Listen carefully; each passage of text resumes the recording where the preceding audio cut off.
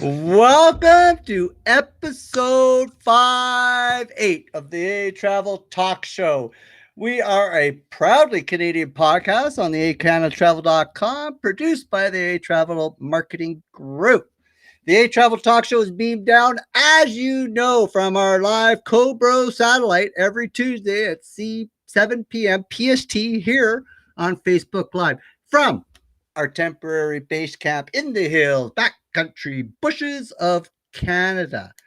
This is a live, roving, wild, willy, free-spirited travel and tourism broadcast viewed online and 100% dependent on the internet. Being live, stuff happens. So, as a precaution, we or our guest tonight just might disappear and play ghost. Now, if that happens, do not change your dial. Do not get up from the couch. Do not tilt your computer. We will be right back. It is a temporary, call it commercial break while we get the internet back. Do not change your channel. We request you stay with us because our guest is going to be worth the wait. We love paying some of the highest internet in the world, but it is so much worth it for our guest today. Hey, Call. It just so happens your the voice is a little out of sync here. Your lips aren't quite matching what you're saying. That's So there's okay. well, yeah, but that's just saying there's an example of our technical glitch that could happen. But stay tuned if something does, because those end up being the best bloopers. I mean, oh yeah, exciting stuff happens. Exactly. And you know what? If we don't pay that Cobra satellite bill every month, my lips are going to move a little slow. You know, that's the way things work around here, right? So we are talking tourism, traveler, and traveler trends tonight. Mr. Oxford of the dictionary fame, Junior, says a trend is a general direction in which something is developing or changing. That is from Mr. Oxford himself has said that. Now, COVID here has changed tourism in many ways, but has the recovery changed? Those who manage our tourism messaging and brand. The industry has changed, but is the recovery going to change, or are we going back to this new normality? We don't know. But we have somebody today who will be joining us who is a trend spotter, a strategist, and a friend of the show, Miss Suzanne Cavanagh. So tonight, we're going to poke the bear. We're going to let the cat out of the bag. We're going to spill some beans, and we're going to ask the tough questions with our guest tonight. How do we position our tourism businesses and industry for a more resilient future? There's only one person I know who can answer that. Yes, Junior, we called in the Sherlock Holmes of tourism, and you and I, Junior, get to play Watson tonight. I hear she tells it. I hear she tells it like it is. It's time to open up that treasure trend chest of tourism and travel and see what we find. Is it going to be seaweed, or are we going to find some gold with our guest tonight? Are we going to get the trend spotter inside information with Suzanne Cavanagh, the Sherlock Holmes, the Ron Edels, and the Nancy Drew of tourism is going to lead us through a maze of trends and myths and even some cliff-hanging risks. We're talking it all because we brought the no-nonsense guru, Suzanne Cavanagh, to the show. My name, if you haven't figured it out yet, I'm Greg Gerard. This little brother beside me, the good-looking and often a lot brighter keeper of the code, Colin Gerard. I've heard a little less tan, though. I heard it was because I have a better lighting system. We'll But have to I discuss do that look. after the show, but I mean, you do I look more tan. It's I purely look. I look. visual.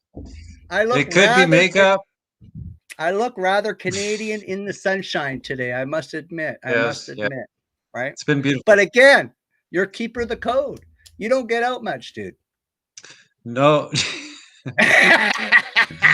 Well, that's to be discussed. They actually get out a little Yes. more than you might think, but keeper the codes Yeah. have special Yep. lives for sure. Yep. So, Colin, you know this, but some of our newbies on this show don't know this. We operate an international award-winning website, ehCanadaTravel.com, spelled We EH do. because we say A lot. We are a top 25 global travel blogger. We creators of the national and provincial award-winning community marketing program called Experience Community, and we are active on 6 social media platforms.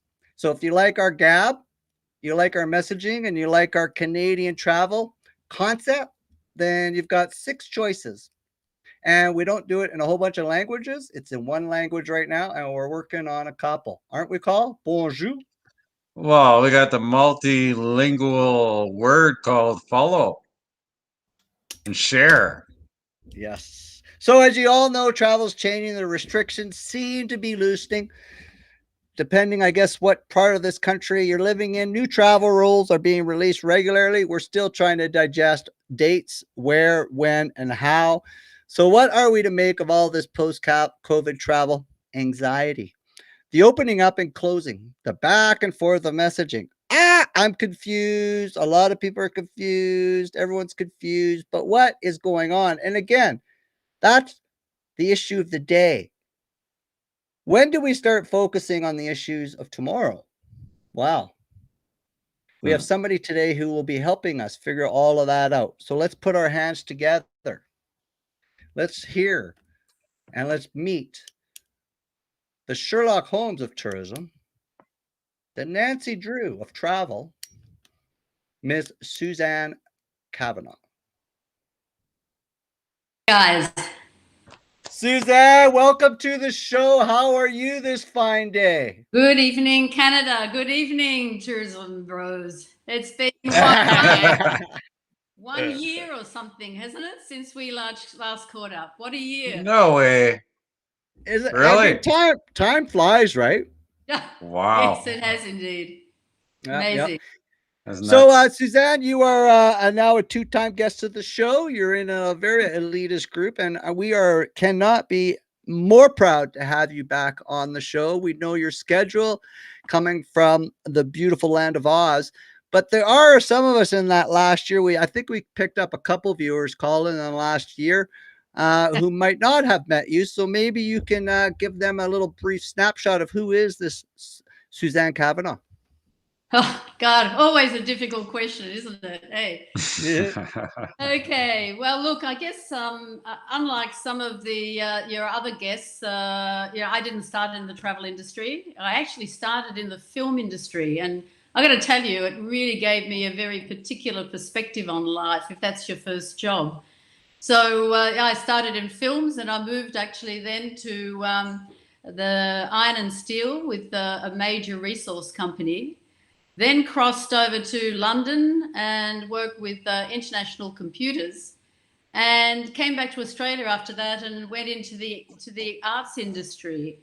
And so that was all before I guess I saw my real home, which was in the travel and tourism. So I've been in that sector now for over 30 years. Navigating all the great wonders, everything from Wow. wholesaling through to marketing, distribution, strategic planning, and ultimately consulting. But I look back on all of that now, and I have to say, I think it was really those early years when I wasn't in the travel and tourism industry, if you want, that gave me, in a sense, a little bit of the perspective and the curiosity now to look at things a little bit more broadly, as I've learned as time's gone on, where everything is interrelated in the world. So So that's pretty much, in a nutshell, my background, I'd say. I did not know that your first love was not tourism, that you went and experimented a bit, didn't you? I experimented with lots. I mean, I got to tell you, anything from film through to iron and steel. Woo! There's a lot in between. So let's talk a little more about this film industry. Were you like an actress or?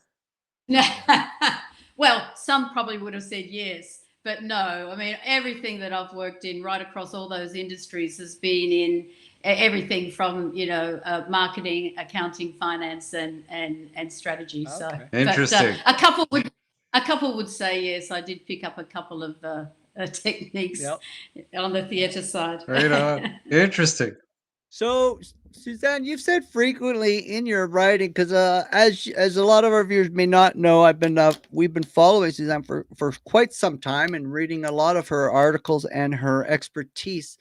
And in the industry, and you've been writing on the industry that travel and tourism businesses and industry, in fact, can't return to the old normal. And if they want to in the future, they can't, because there's so many anxious, there's so many things, they all want to go back to the good times. My question is, why can't they go back to this pipe dream of the old normal? Okay. All right. Look, I guess where I would sort of start on answering that is that, look, we're now very much in a very volatile world. And if you look at the first 20 years of the 21st century, so we're in the 21st century, we're only now, 2021, some 20 years. And, we've already seen in that 20-year period a financial meltdown.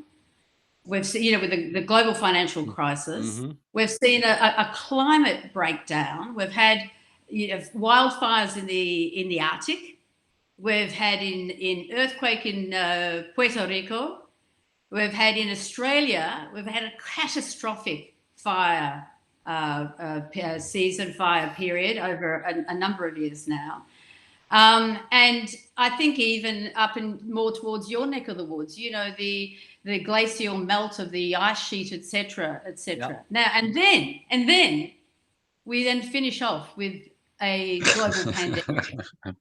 So, look, I've got to say that in anybody's language, you would have to say, even you guys would have to say, that's a very troubling start to the start of the 21st century. So the message there is that the world is very, very volatile.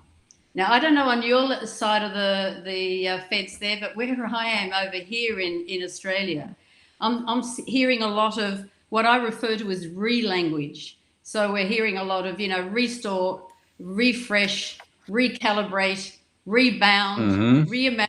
I mean, there's a lot of re-language. But when you look at it a little bit more closely, you actually find that people, tinker around the edges, but then, and you guys alluded to that when you were speaking before, Greg, they're tending to then gravitate back to where they were before, their comfort zone. Okay. So what we live in now is, I don't know whether you guys have heard this term, but it's actually sort of spoken quite a lot here about a VUCA world. So it stands for VUCA. It stands for, a volatile, uncertain, complex, ambiguous. And that, I think it comes originally from the army or somewhere in that sort of context. But this, I think it's a very, very good description of the world that we're in, a VUCA world. I would add into that an I for interrelated, because one of the lessons we've learned, particularly during the pandemic, is that everything is interrelated. So everything is related to something else, whether it's been the economy and the what's happening on the ground in a community or what's happening financially, etc. Everything is interconnected. So I would add an I and make that VUCA into a VUCANE, and that pretty much describes the world. So if you look at I've been reading this recently, the World Economic Forum, they do a risk report every year, and last year's risk report had for the top risks that we are all going to be facing, the top 5 places were dedicated to environmental issues. Wow. Top 5 places. So there are other things mentioned, of course, about, cybercrime and geopolitical issues and all those sorts of things. But 5 out of, I think, something like about 8 major risks was dedicated to environment. Okay. So, human activity is eroding the foundations of the ecosystem, of the global ecosystem. So, the bottom line is that we're living beyond our planetary boundaries. And I don't know whether you guys have ever caught up with Kate Raworth, and it's a major thing here, her work from the UK, Donut Economics, where she basically has highlighted that the old system of economics, and in a sense today, and where it's landed us, is living beyond that that planetary boundary. So, look, the bottom line for your question is, the Chinese proverb: if we don't change where we're headed, we're likely to end up there. Pretty much says it, I think. Yeah. Is that all of that, all of those risks that have been articulated by the World Economic Forum is what we are living with. So, that is why we cannot return. If we don't face this and take this into the design of our businesses, we're dead. So, we're dead. So you talk about a number of hard-hitting changes and risks that are sort of hiding in the wings, sort of sitting behind the curtains, ready to poke their heads out. Some are already taking place on the ground in the travel. So what maybe you can give us a little bit of insight from what you've been observing of what are these risks and how do these impact the travel and tourism industry in an everyday sort of concept environment? Yeah, sure. Look, first off, in terms of approach, I just don't think we can, as a travel and tourism hospitality industry, take, what I generally refer to as break glass in case of emergency approach. Yeah. You remember you'd sort of see in buildings, you'd go in there, there'd be a big glass and there'd be an axe or something, inside, etc. So the message I'm trying to say here, we cannot just keep lunging from one crisis to another. There's another crisis thrown at us as an industry. We go, oh God, there's another crisis, and off we go again. We cannot do this any longer. So we need to look at restructuring our businesses so that we're in a better position to be able to survive the next the next major crisis, if you want, because there is, based on what we're being told by the Economic Forum and etc., what I've just said earlier, that is the thing. We are going to be having these sort of crises. Whether it's a war. I've been in the industry for a long time. I remember the Iraq crisis, etc. I've been so used to sort of, flipping backwards between all these crises. There will be one. So the point is we need to be able to redesign the fundamental business models we're using in our businesses, and whether that's been a small travel agency or a wholesaler or a accommodation outlet, it doesn't matter. We need to redesign these so that they're in a better position to be able to survive the next crisis. And I think the problem, I sit back and think about these things quite a lot, as you would imagine. Yeah. And I think one of the problems with the travel and tourism industry at the moment, and it is not just my personal view, is that we look at the consequences of these crises, and we then start taking action about what we're going to do and to hold on, etc. But the bit we're missing is that we don't realize that we're actually contributing to the actual problem in the first place. Yeah. Now that might sound really simple, but maybe it's just me, but I just don't think that is getting through to the industry. So I totally agree. Okay, so the fundamental issues, the risks that we were talking about right at the very beginning, were in climate change, biodiversity risks, and environmental problems. I mentioned that the top categories on their risk things. Yep, okay, yep. So climate change, biodiversity, and whatever it is. So I think there are many in the industry who sort of say climate change, yeah, that's sort of out there, but like that, I can't see the relationship with travel and tourism. Same with biodiversity. They say biodiversity, yeah, I've heard people mention that. That's out there, but I don't see the connection. Yeah. So Yeah. this is the connection, guys. This is the connection. So the first one, climate change.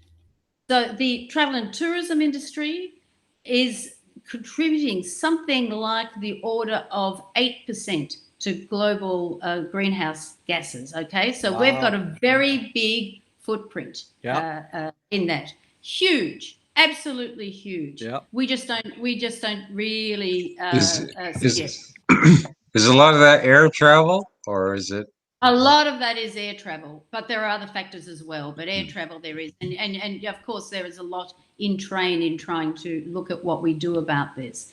But I've got something here that I'm just going to read to you. It is for, of course, Intrepid, the Intrepid group, the Intrepid Travellers. Okay, so the other day I saw Daryl Wade,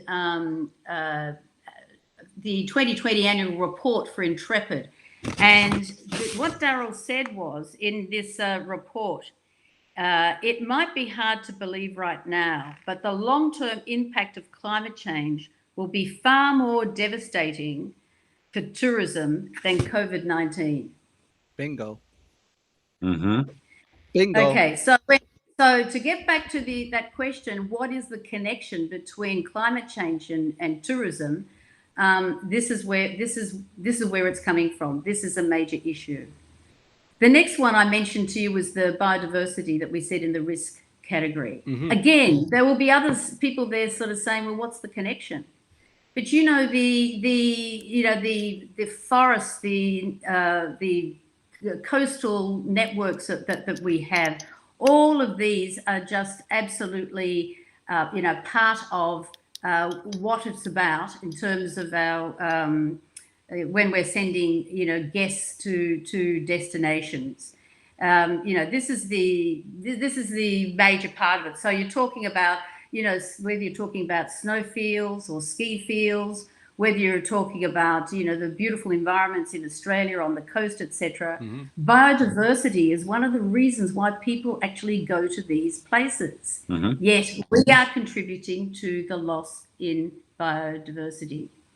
And then the last one I'd mention is the environmental one, is in terms of the rubbish and pollution, etc. Now, I think you guys have been on this one too. Correct me if I'm wrong. I mean, you guys say trash, we say rubbish, but at the end of the day, it's the same thing. It all stinks. Yeah. Now, didn't you guys put together a program or something rather called what's this? Let's Talk Trash.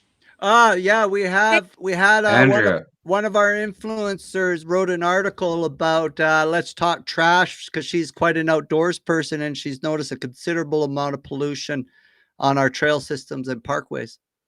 Yeah, and that's right. And we're seeing the same thing here. So again, this is one of the risks that had been highlighted was the environmental impact of this. So you're seeing all these pictures, these images of plastics, etc., around the world, the problems that is causing in terms of our, the marine environment. So they are the critical things that climate change, biodiversity, the pollution for the travel and tourism industry. And so the impact of that is that we're seeing a lot of economic and financial fallout. For instance, as an industry, we're being criticised as an industry as not being responsible. In terms of destinations, some of our most wonderful destinations are being imperiled because of those three things that I mentioned before. It's becoming difficult now to get insurance because, after bushfires, after a lot of the, flood, all of these sorts of things. So we're feeling the repercussions, in our hip pocket. We're finding, supply chains are becoming problematic because of these sorts of issues. We're seeing devastation to some of our local communities. I don't know if you guys are seeing it. I've got to tell you, during the fires last year, the beautiful place called Kangaroo Island, just off the South Australia. 2,500 buildings were destroyed in that. Wow. Wow. And this is an island that is called Kangaroo Island that is basically a conservation island. It's got so many Australian animals. Yeah. 2,500 buildings lost. Tourism infrastructure was just absolutely, burnt out.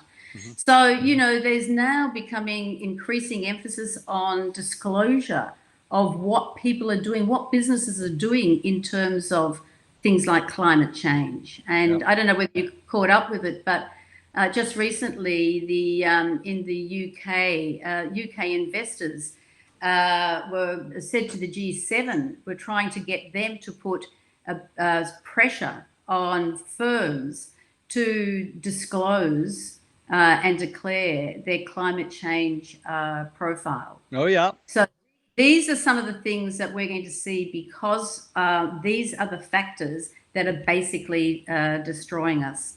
And in Australia, just on that point, in Australia, we're finding, for instance, just last month, our Australian Security and Investment Commission, so they look up, make sure that businesses are doing the right thing. You've obviously got an equivalent there in Canada. And they've just come out and they are keeping a very close eye on false environmental claims. Greenwashing, you would have heard a lot of that. Yeah. People making claims. Well, I got to tell you, ASIC, as it's called here, ASIC are onto you in Australia. And, they are cutting through on this because they're saying this is just too important to be having people, doing that sort of thing. Yep. So just to wrap up on that, they are the factors that at the end of the day, climate change, top ones, biodiversity, the pollution, etc., that are actually destroying the places that we are all trying to send people to. And the bottom line, all those things I said about insurance, and you can't get capital investment to build infrastructure because our industry is seen as being, areas. And getting staff. I mean, I don't know what your experience is, but staff going, well, jobs, I'm going to go into an industry that is a little bit more stable. Yep. So everybody has a vested interest in it. That's why we cannot go back to where we were. Yeah, that makes total. And we have a lot of that is a lot of those concerns are exactly looking in the mirror here. We're having staffing issues. Kayak, basically, it's put on notice that travelers should expect that the service is going to pay a price, and they're trying to get that message out there because one of our clients has 40 kayakers running his tours. He's running this year on 12. He just can't find the people qualified to do that. And a lot of that is to do with our 5-star resorts and our big Canadian Pacific resorts. They're staffed by Australians, and they're having a really tough time because, of course, there's no international traffic coming in, and a lot of the students in your country and a lot of students in our country go to your country to do the same thing. But that's not available. One of our guests, Tanya, asked this question: how could tourism bring interconnectivity with the environment while restructuring what people want?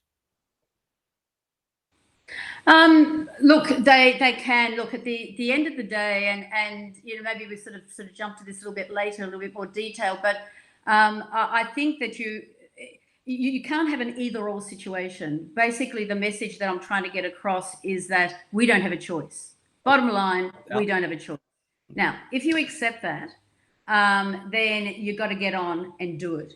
Now, you're going to have to focus, obviously, some of your resources on what you're doing right now and what your the business that you're transacting right at this point.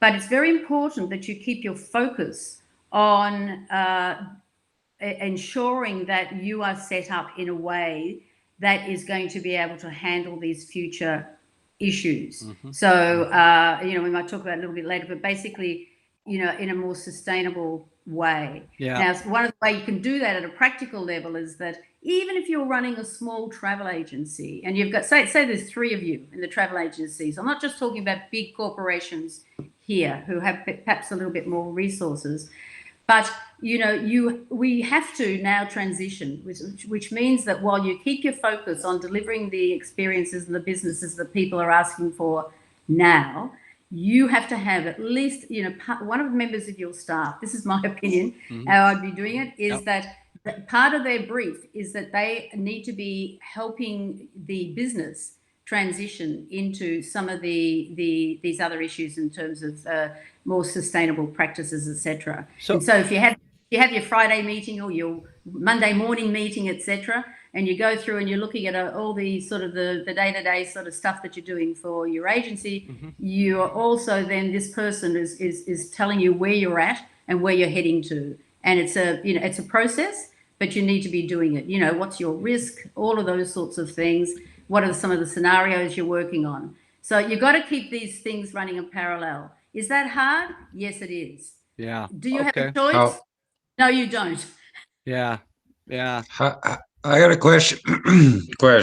Yes, Froggy. How does the average, that's all, very overwhelming to the average small business. So how does someone start? How do they start in that direction? Look, I think first off, as I said, so my first point I've just made to you is that you need to focus some of your time on this. Now, that's probably one of the biggest challenges you're ever going to have, because I know in small, and I've worked a lot with franchisees in travel, in tourism, and their preoccupation, of course, is tomorrow morning at 9 o'clock, or when I open the doors, or 8 o'clock, etc., and my business. But you've got to have somebody who is focusing on this as part of their job. Secondly, you need to then start to look at, given we're talking, the most critical things that have been identified have been in that environmental area. So I mentioned the top 3 to you already. Yep. Okay. So there are a lot of other problems, people have, but let's ensure that focus is sharp. I would say then you need to get yourself up to scratch on some of the issues, for instance, sustainability goals. How is your business? Where are they in terms of the UN? There's 17. They refer to as SDGs. I don't know whether you've discussed this previously on the program, but there are 17 sustainability goals. Now, of those, most businesses, depending on the nature of their business, so whether you're a destination marketing organization, or whether you're an accommodation, or you're an adventure supplier, etc., there may be some 5 of those that relate to your business. But if people are not up to date on what those development goals are, that would be my second word of advice. Google it, get it. It's very it's there. There's a list of these, and nearly all the major businesses that I see at the moment have those effectively up on the wall. Yeah. Really, they do. Yeah. And they look at which ones of those really impact their business, i.e. their clients, etc., and the running of their business, and the ones that they need to work on. All their staff know. Okay, it's a cultural thing. Everybody knows this is where we're at. Now, we might be on day 1, but that's where we're heading. So SDGs, absolutely. Yeah. I mentioned before Intrepid. Intrepid, of course, have been, working with these sustainability goals for quite some time. They've since now become a B corporation, which is, where you're actually assessed on your performance. Okay. And they have produced a thing. I've got it here somewhere. I've put it. 10 quick step guide to decarbonizing your travel business. It's available online, and it is really good. It speaks very simply about number 1 through to number 10. This is what you should be doing. Okay. So excellent. There's just a paragraph on each. I mean, we're not talking about, it's just as a guide if you want, etc. So they're the sort of things that they really should be looking at. Yeah. Okay. So and there's plenty of resources there. It's a matter of just locking that into the culture of your organization, and people understanding they don't have a choice. So let's get on with it. yeah. So some in the industry then are from what you're said there, maybe we'll touch on a bit more, but we're also hearing it too. They're very scared or reluctant to start transitioning because they don't have a clear idea of what's ahead of them, which is part of the problem. So what is holding them back, and what are some of the ways that we can push through this scary word called transitioning? Is there anything else you can give us on that? Look, I think we've got to be one of the issues we are seeing a lot of reluctance. Reluctance, I'm not sure whether it's the right word, but you get the hesitation, let's say. And it's for lots of reasons. And I think it basically gets down to the fact that we're humans. And human beings, we've got a lot of different emotions. And we all know ourselves from our own personal lives and personal experiences. When we've got things of the unknown, then of course we tend to try to, clamber back to where we feel comfortable. Okay, so so part of that is the reluctance is really what you call human behavior, and whether that's fear or whether it's because you want to make sure you got everything right before you actually start to do anything, because you're just scared to take a risk. So that's all that human behavior stuff. There's a lot of that. But there's also other things like, we've got to be careful of what I would say vested interest in not changing. I don't know whether you guys have seen it, but I've seen it certainly on the ground. And you see it particularly where you get together business and government and, local communities, etc. You see it in actions where you see vested interest. Look, people sitting there that have got their own particular agenda, and depending on what their power is, they actually tend to distort things. You probably have seen it in action. I mean, it happens in all fields. Let's face it. It's certainly not just in. It's quite prevalent. Yeah, it is. And, there are vested interests, and this is a real problem. So, in those instances, you've got to keep going back to why and those risks that I talked about before, and you show those risks. So when you've got the person there that's got the vested interest and is trying to, for whatever reasons, often for financial reasons, you need to be able to counterbalance that by showing them what the outcome is. Some of those things we spoke about before, about the devastation that they're seeing. Counterbalance it by showing that and showing them up.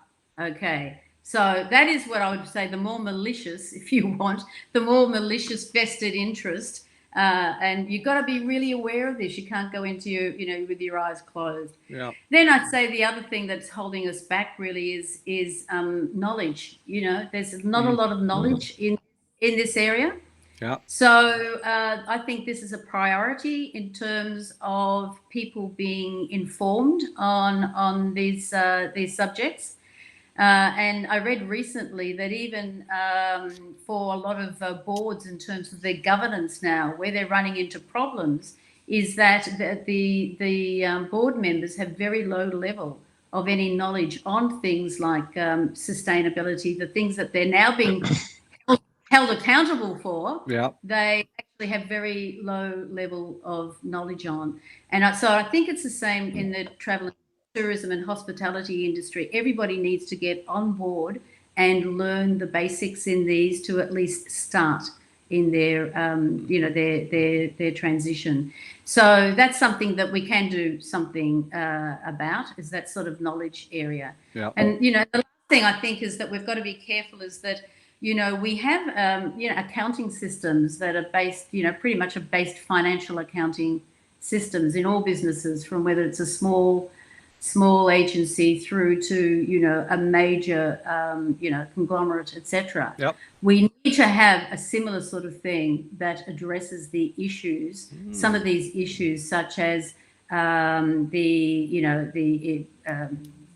climate change, our exposure, etc. Because these are the things that are going to bite us on the bum. Really, Yeah. is going to be. So we're happy to have an accountant. Well, maybe not happy, but we have to have an accountant. We know we have to have an accountant, unless you happen to be good at that. We're also going to have because we're going to be held to account on a lot of the other issues in terms of our carbon footprint, etc. How we're reckoning on biodiversity, all of these sorts of things. We're going to be held to account on this as we progress, without doubt.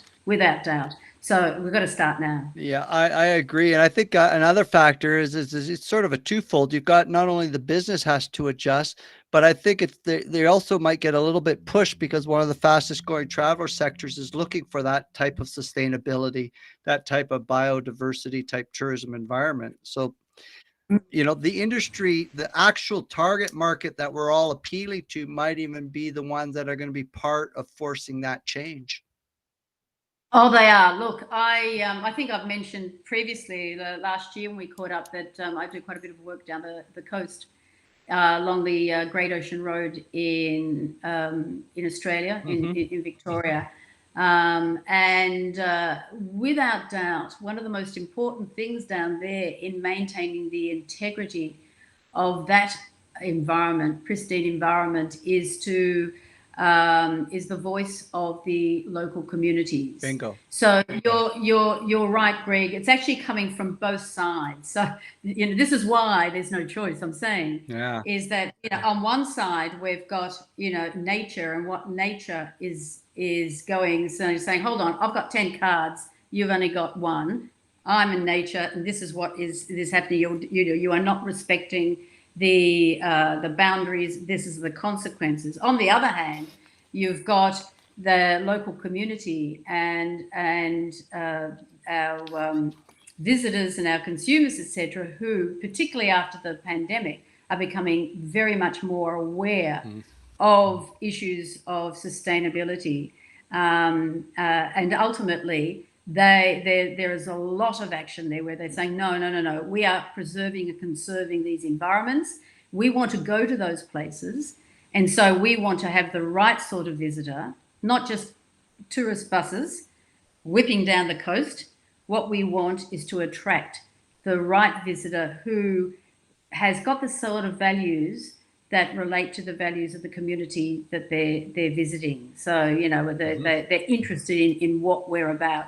So it's, in a sense, it's a pincer action on one hand between the nature and also the new rules and regulations that are coming through, and from a ground level from the community. And that's great as far as I'm concerned. Yeah.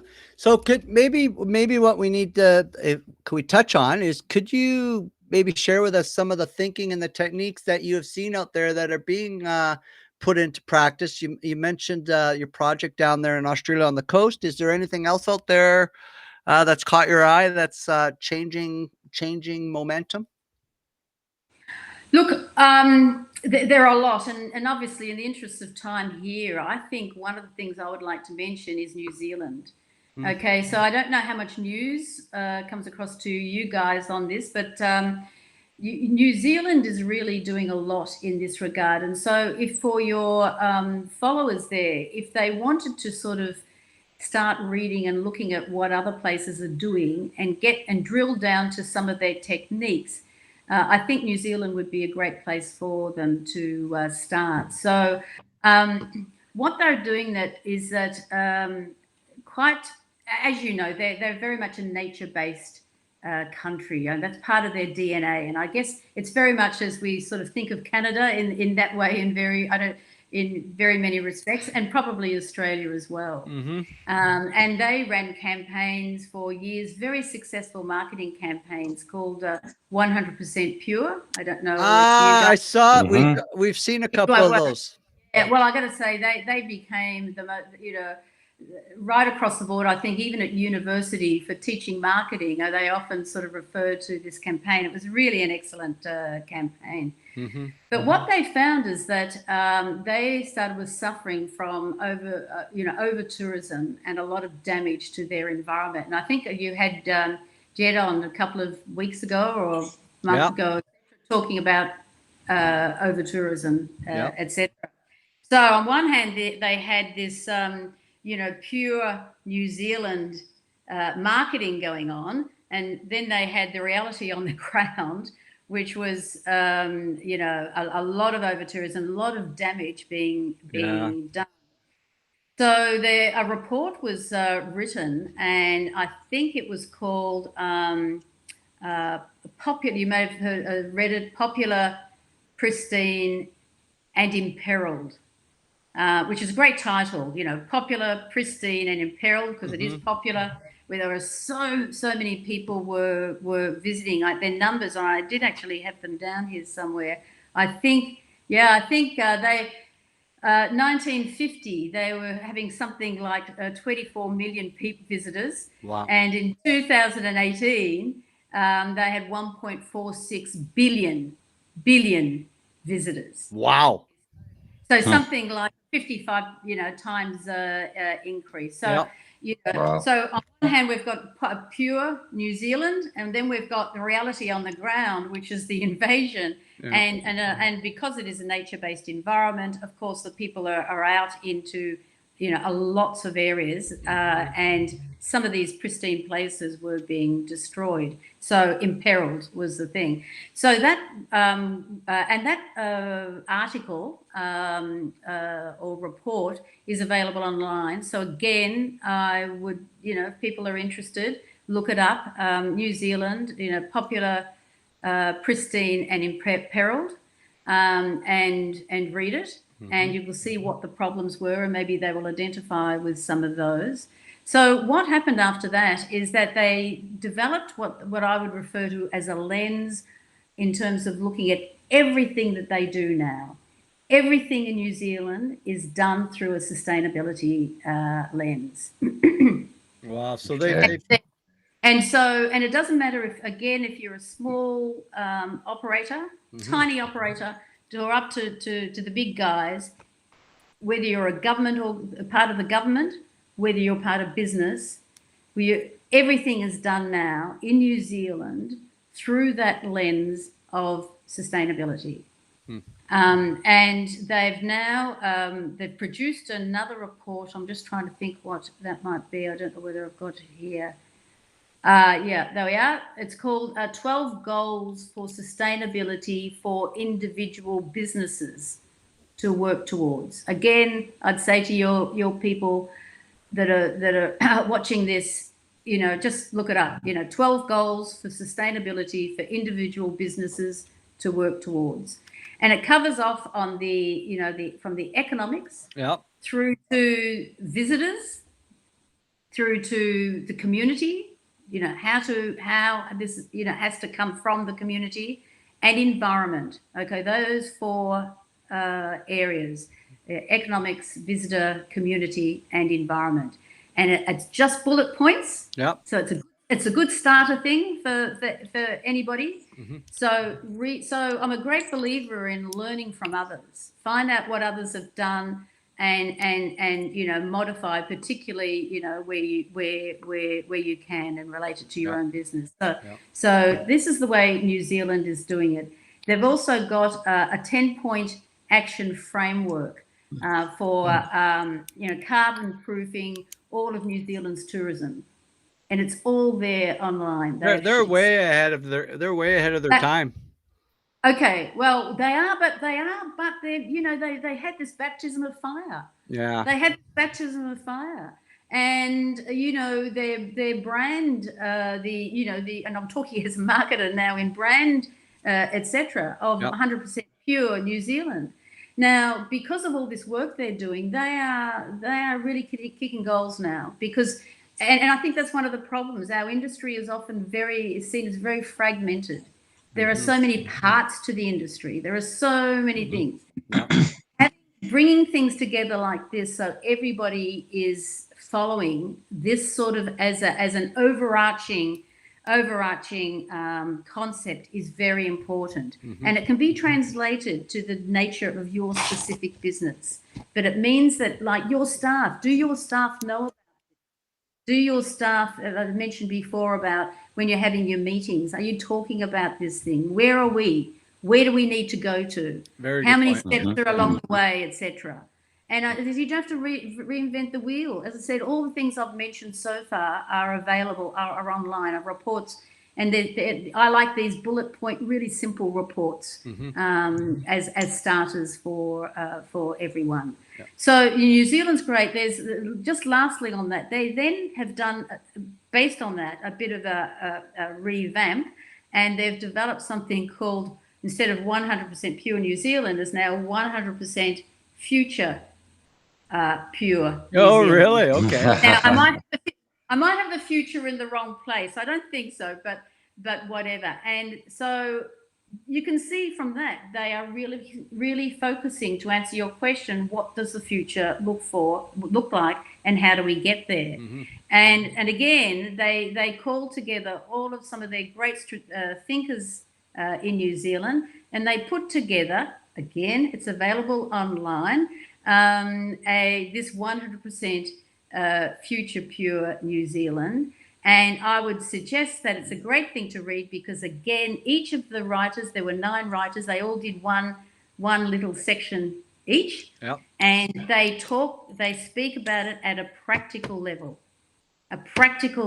Everything from, how do we have to look at carrying capacity of the area that we're in? Yeah. Do we need to look at, what is the technology that's around that might allow us to control the flow of people?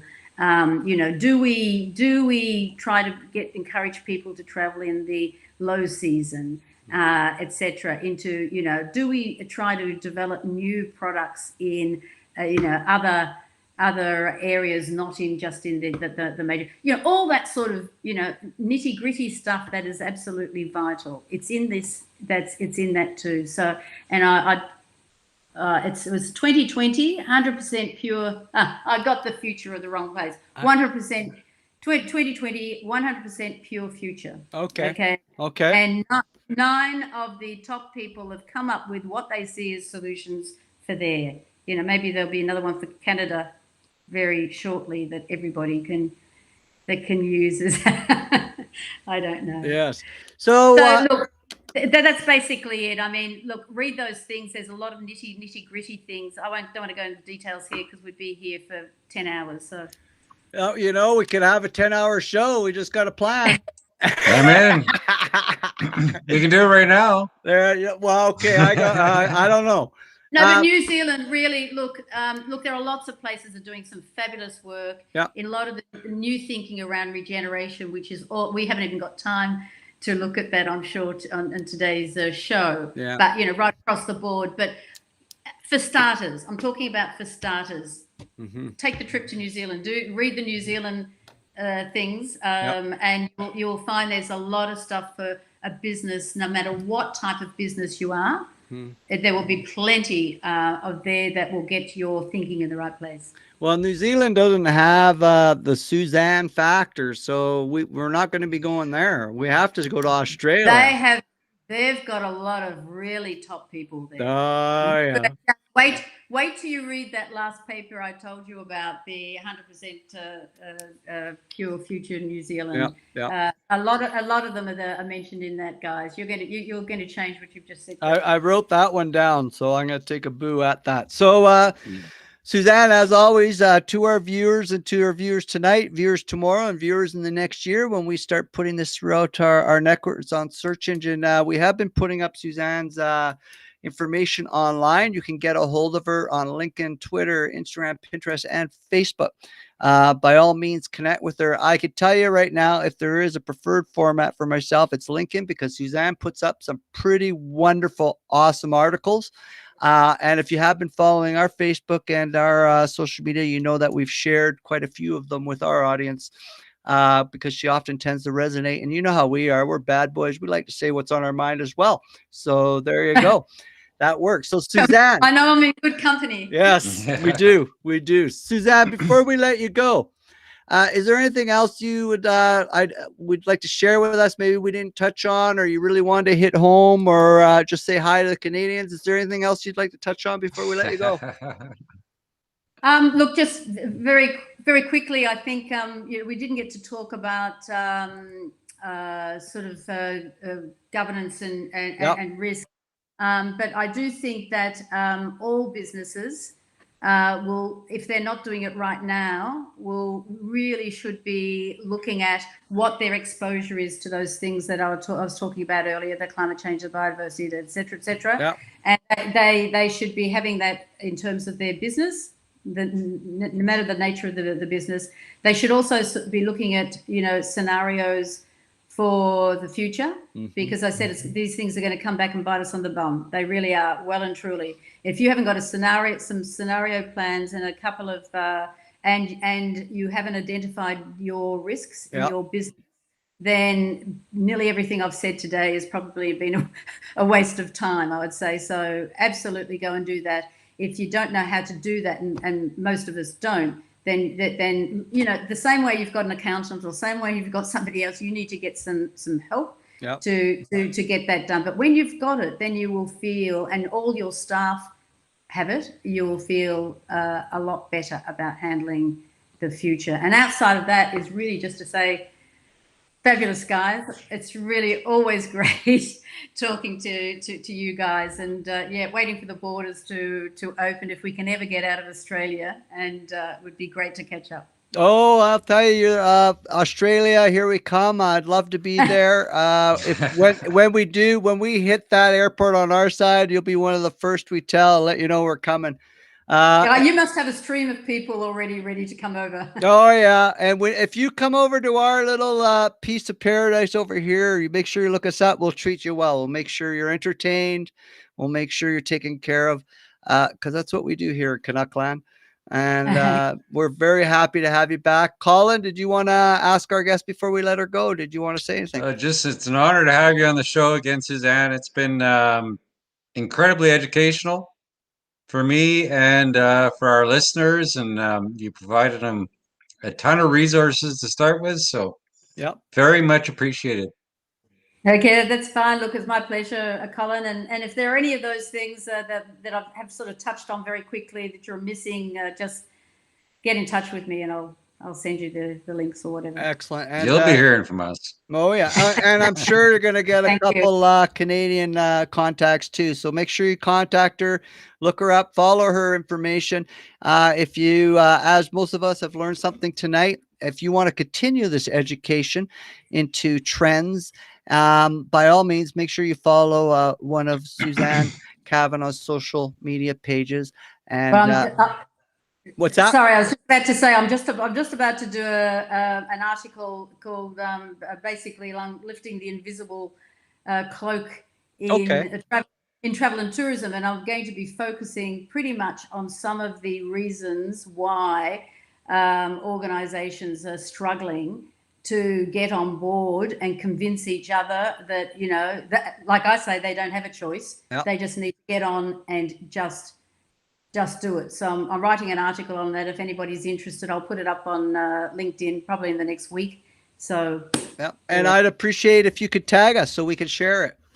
No problem. I'll probably be tagging this interview. Yeah, no problem. Perfect. Okay, Suzanne, as always, thank you, Australia. Thank you, the land, the Sherlock Holmes of tourism. It was a pleasure to have you on the show, and there is going to be a three-peat. We will be in touch. Take care, Suzanne. Okay, take care, guys. Thank you very much. How was that, Mr. Gerard, eh? Pretty great show. Pretty great. I mean, educational. I was like, speechless the whole time. Didn't know, just tuned in and listened. Not only is she like a trend goddess, she's like a really beautiful person as well, which is, us, we gravitate to good people. And I feel a very good vibe with Suzanne. I'm sure you do. And I'm excited that, with a lot of our tourism friends around the world, like, it's going to be exciting when we all hopefully try to make an effort to hook up and meet in person. And can Yeah. you imagine? Can you It's gonna be imagine insane. the dialogue, the ideas, the creativity, the positive atmosphere that would be? I would be really stoked if just to hang out with Suzanne and others about this. But it was Oh a yeah. pleasure, right? Oh, for sure. Right. Be an amazing experience. I totally agree. So again, tourism industry trend spotter Suzanne Cavanagh was our guest. She's from she is the owner of Creative Planet Media, and she is joining us in our virtual studio tonight. And it was an absolute pleasure. And you'll be able to make sure you get a copy of this online. Write down a whole bunch of our reference materials, and if you can, please follow one of our social media feeds, because then you can consistently continue to get the flow of information and the educational push you might need to get over this hump. We are your Cobra hosts. Let me just put our names up again in case you do not know who this crazy Canuck is beside me, the better looking, the often smarter Colin Gerard. My name is Greg Gerard, and we are known as the Brothers of Tourism, a name we take proudly from our clients and our friends who have basically nagged us with that name. Tomorrow, you'll find this interview on all of our social media. That would be, again, let me just clarify, Facebook, Twitter, Instagram, Pinterest, LinkedIn, and Tumblr. We also will feature it on the ehCanada Travel, award-winning ehCanadaTravel.com. It'll be on top and center on our live community travel talk feed. It'll be put into there. And just as a side note, when you compare a video on ehCanadaTravel.com and you compare it to YouTube, guess who wins? We do. 98% of Hands the time. down. And I'm just absolutely proud of this. 98% of the time, you put a Canadian video on our site, it will have more views on our site than it will on YouTube. Don't be fooled by corporate. Make smart decisions with your tourism marketing and look at the results. Results will speak for anything. And remember, Canada, just before I pass it over to the better looking, often smarter keeper of the code, Colin Gerard, stop the commissions. Start booking directly with tourism business websites or with Canadian referral websites like ehCanadaTravel.com, who do not take a commission from Businesses Canada.